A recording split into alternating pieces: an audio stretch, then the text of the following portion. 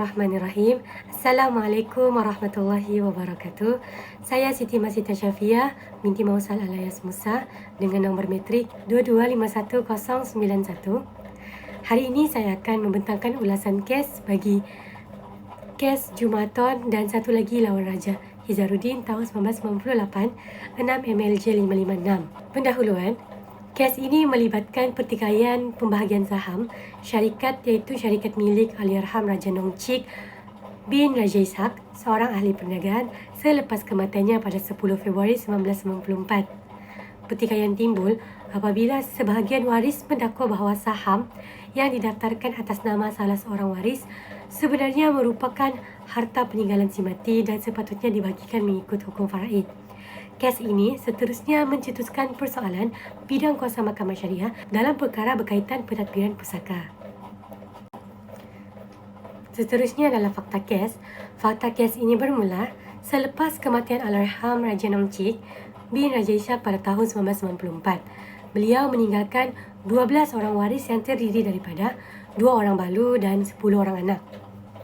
Pertikaian tercetus apabila perayu iaitu balu kedua dan anaknya mendakwa bahawa 11,95,666 unit saham dalam syarikat RNC Holdings yang didaftarkan atas nama responden iaitu anak daripada perkahwinan pertama sebenarnya adalah milik si mati yang dipegang secara amanah.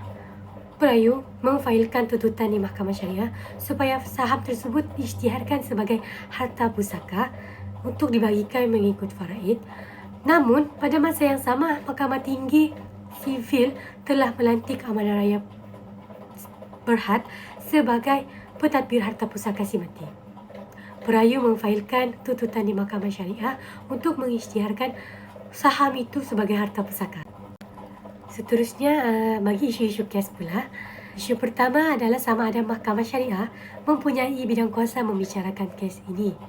Dan bagi isu kedua, sama ada perayu mempunyai logos standby untuk memfailkan tindakan tanpa menjadi pentadbir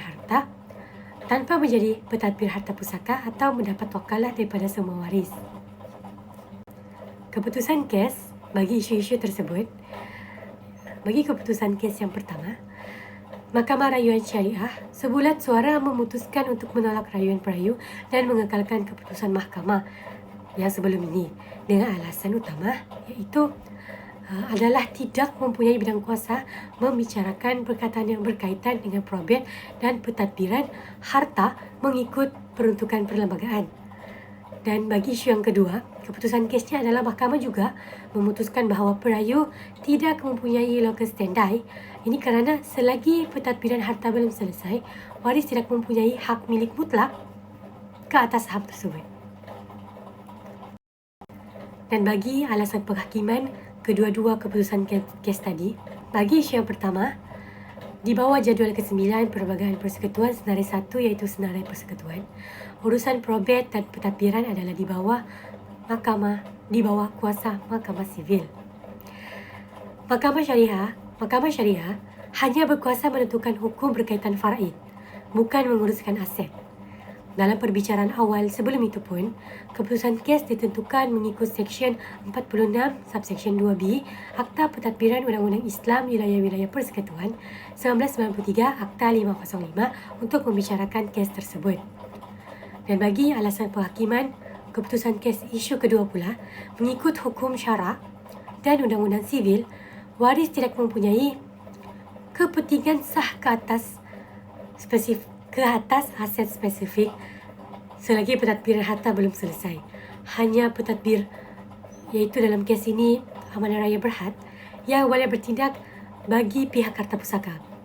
Oleh kerana perayu memfailkan tindakan atas kapasiti peribadi atau atas kapasiti peribadi tanpa mandat undang-undang sebagai pentadbir, mereka dianggap tidak mempunyai hak untuk memulakan tindakan tersebut. Dan bagi alasan penghakiman ini juga, mahkamah merujuk kitab Matla' Al-Badrain bahawa hak waris adalah yang paling terakhir selepas selesai belanja jenazah, hutang dan wasiat. Akhir sekali bagi ulasan kes ini iaitu kesimpulan, Sebagai kesimpulan, kes Jumaton lawan Raja Izzaruddin ini menegaskan prinsip keadilan dalam kedua sistem mahkamah di Malaysia dalam bidang kuasa yang dimilikinya menerusi artikel 121 1A. Selain itu, proses tuntutan pusaka mestilah mengikut prosedur yang betul. Keputusan ini memastikan bahawa urusan harta pusaka orang Islam ditadbir secara sistematik mengikut undang-undang bertulis tanpa mengabaikan prinsip hukum syarak.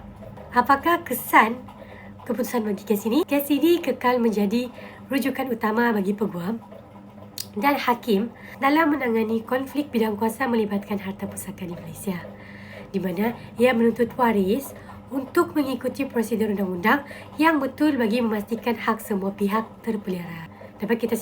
Dapatlah kita lihat betapa pentingnya kes Jumaton lawan Raja Izzaruddin ini dalam bidang kuasa menguruskan harta pusaka di Malaysia bagi orang-orang Islam lah. Okey, itu sahaja daripada saya. Sekian, terima kasih dan semoga apa yang saya sampaikan ini boleh menjadi rujukan dan bermanfaat kepada semua orang. Terima kasih.